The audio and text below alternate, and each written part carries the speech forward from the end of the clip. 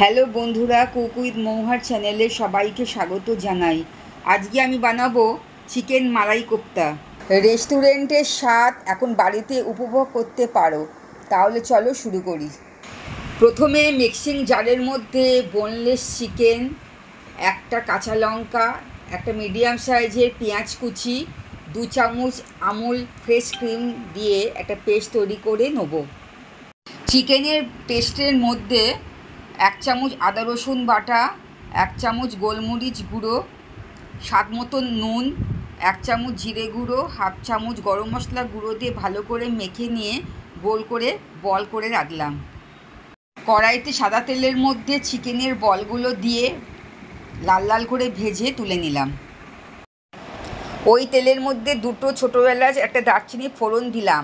এবার 2টো মিডিয়াম সাইজের পেঁয়াজ কুচি দিয়ে হালকা বাদামি রং ধরা অবধি ভেজে নিলাম। ভাজা হয়ে গেছে। এবার 1 চামচ আদা রসুন বাটা দিয়ে একটু কষিয়ে নিতে হবে। এবার এর মধ্যে ফ্যাটানো টক দই দিয়ে ভালো করে নেড়ে নেব।